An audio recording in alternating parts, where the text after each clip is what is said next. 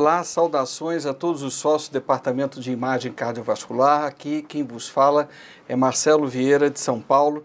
Estamos dando continuidade a esse projeto espetacular de associação entre o Departamento de Imagem Cardiovascular da Sociedade Brasileira de Cardiologia e a Sociedade de Ecocardiografia Americana. Em relação a isso, nós compusemos 13 aulas que foram traduzidas de 13 apresentações no último Congresso Americano de Ecocardiografia, que ocorreu em Portland, Ohio, Estados Unidos. Esta aula terá como interesse maior a ecocardiografia tridimensional. É uma aula muito especial que foi conferida pelo professor Roberto Lang, chefe do Ecolab da Universidade de Chicago, em Chicago.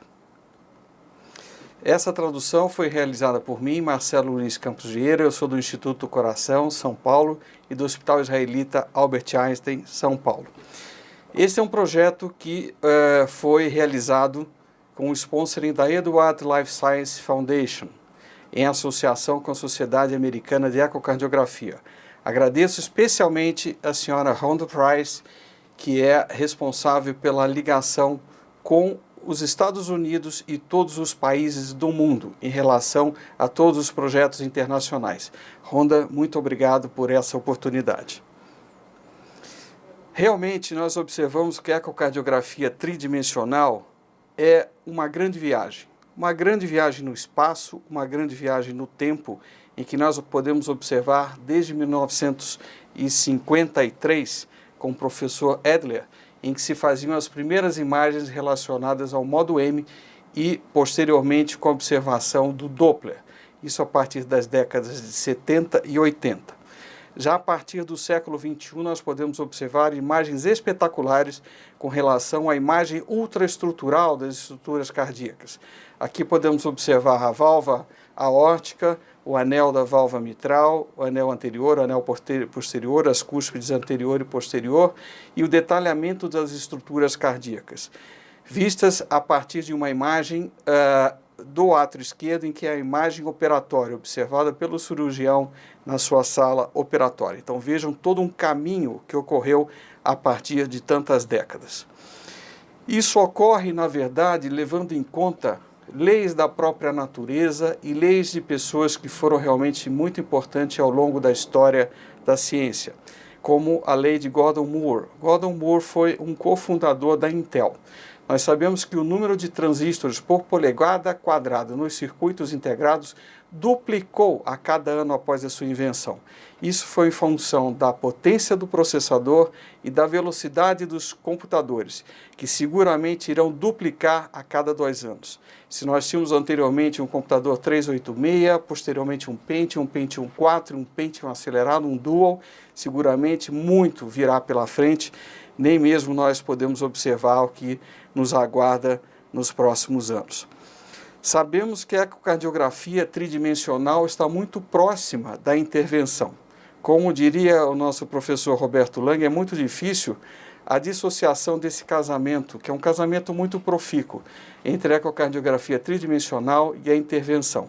Hoje nós podemos observar, por exemplo, muito necessário o ecocardiograma tridimensional transesofágico, seja para a observação da punção transeptal, para o fechamento do forame oval pérvio, para observação e para o tratamento da valvopatia por estenose mitral, com uma valvoplastia com catéter balão, fechamento do apêndice atrial esquerdo em pessoas que não podem utilizar anticoagulantes, para o tratamento da insuficiência mitral, seja funcional ou seja orgânica, com interposição de diversos dispositivos como o MitraClip, fechamento de leak periprotético, a interposição de vários dispositivos como o CardioBand e o implante valve-in-valve, hoje cada vez mais frequente, mais comum ao longo dos diversos continentes do mundo.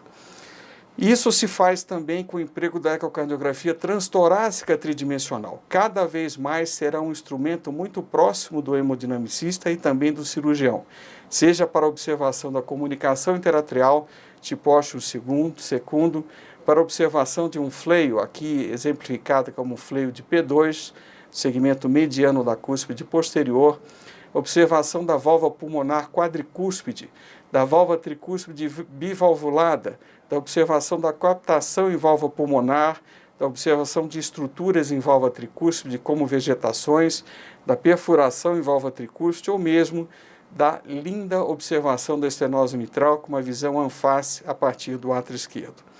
Também com relação ao tratamento percutâneo da válvula tricúspide, para observação dos diversos acometimentos dos segmentos da válvula mitral, aqui a exemplificação do prolapso dos segmentos P1, P2 e P3, perfuração em válvula aórtica e a coaptação em válvula tricúspide. Ou seja, o emprego da ecocardiografia transtorácica tridimensional cada vez mais se fará de forma inconteste na nossa vida rotinária. Mais do que isso, estamos avançando e cada vez mais fazemos a fusão das diversas modalidades de imagem, seja como, por exemplo, a ecocardiografia transesofágica, aqui com a sua observação da imagem em fusão com a fluoroscopia para o detalhamento, por exemplo, de um leak periprotético. Vejam, senhores, a beleza e a magnitude da observação da imagem através da fusão de duas estruturas, de duas imagens bastante distintas e que vão seguramente trazer apoio ao tratamento cada vez menos invasivo das valvopatias, sejam quais forem.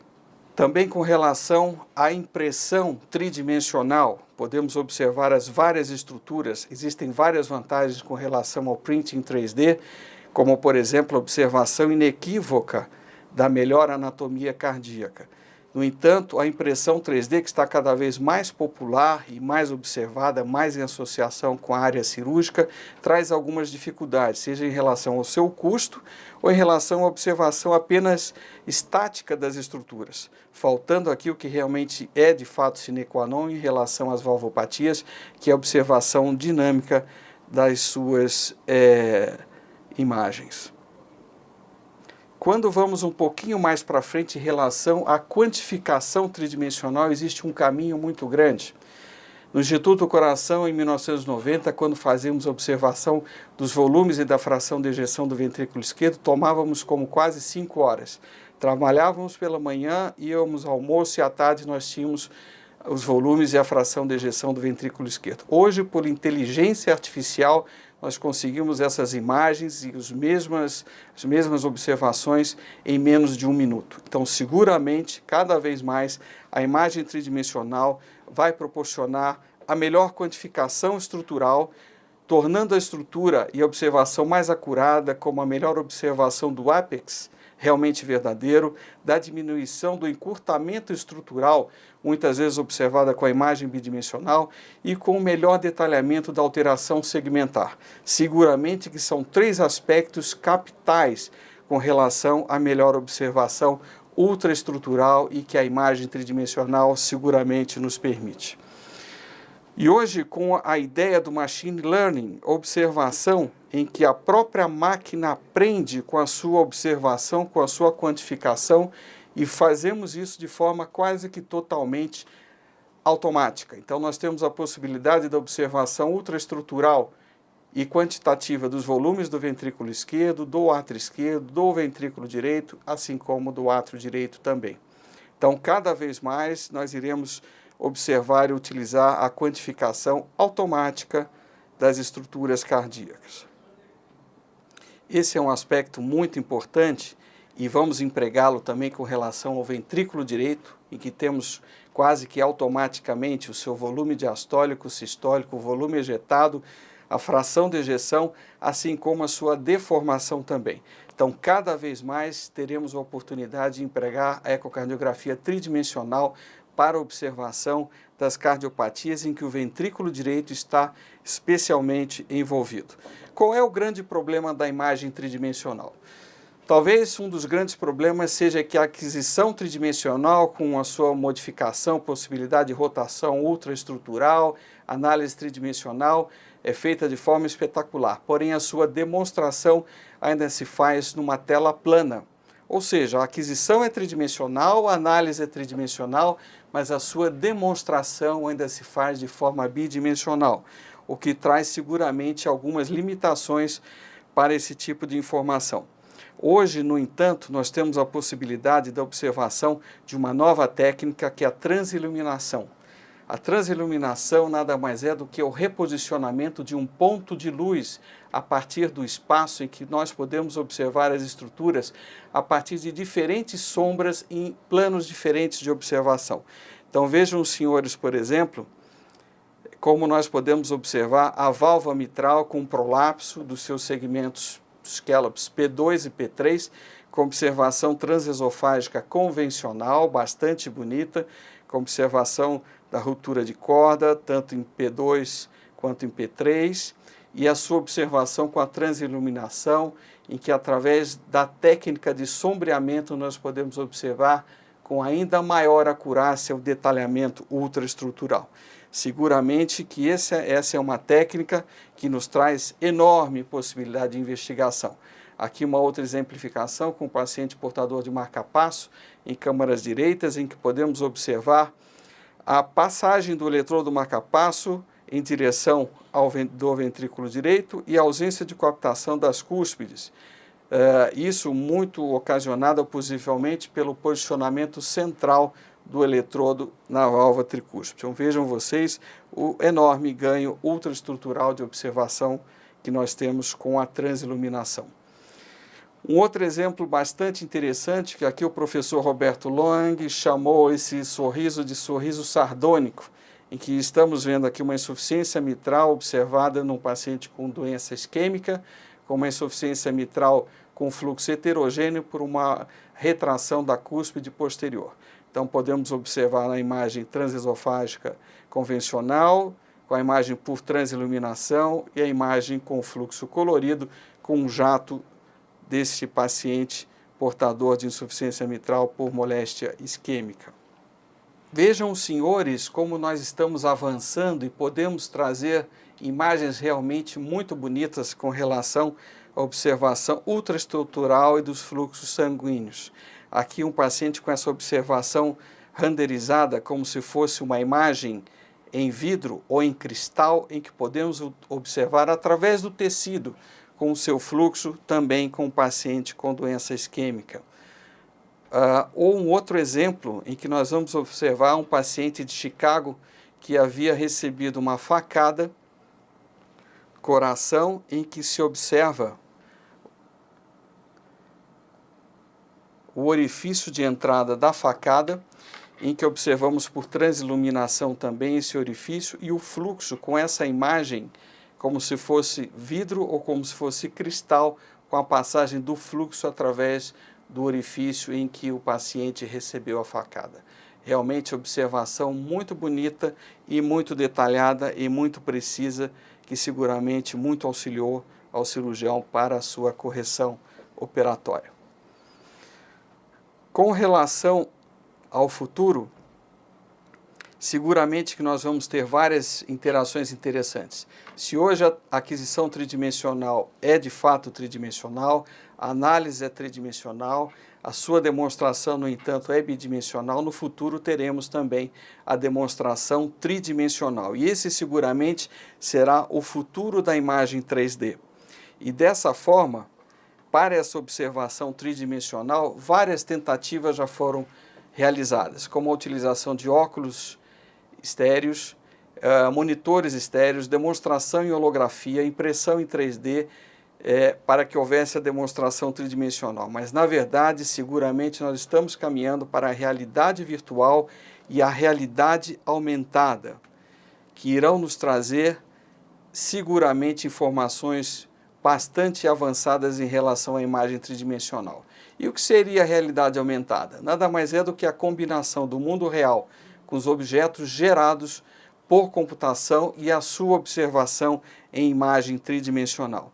Então, se hoje, na realidade virtual, controles de segunda geração, nós temos a necessidade de fones e controles de vídeo, ainda de computadores, precisamos de sensores de sala, cabos, pode ser multiusuário, precisa a necessidade de uma câmera frontal, do controle de mobilidade, com relação à realidade aumentada, nós iremos para uma progressão muito maior e que não haveremos mais a necessidade desse tipo de ferramentas para que nós possamos obter a informação.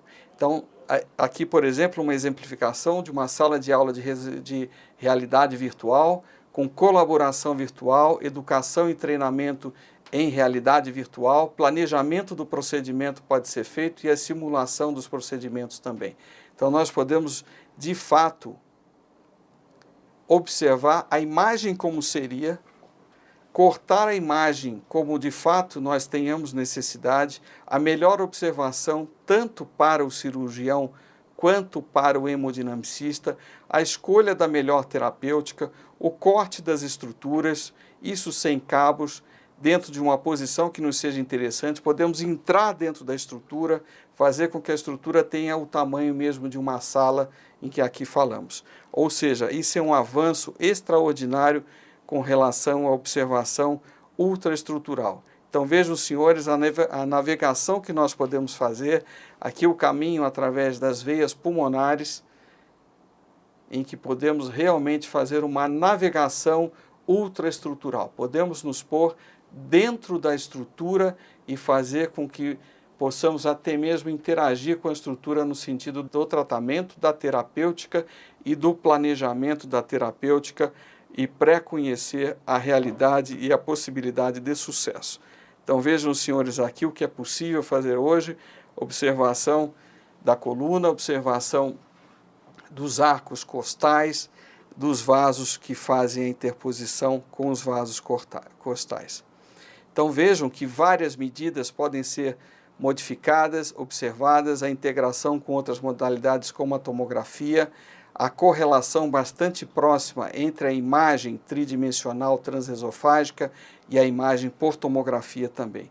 Então esse, na verdade, é o futuro e sabemos que muito se caminhou em relação à ecocardiografia tridimensional e muito mais há por onde nós iremos caminhar e seguramente que nos próximos 10 a 15 anos estaremos conversando de uma outra forma com relação à ecocardiografia tridimensional. Uma vez mais, eu agradeço à Sociedade Americana de Ecocardiografia e à Edwards Foundation que nos permitiu fazer esse projeto e que permitirá levar 13 membros do Departamento de Imagem Cardiovascular ao próximo Congresso de Ecocardiografia, que será no Colorado, com a sua participação, com sponsoring por essa sociedade, Edwards Foundation. Muito obrigado.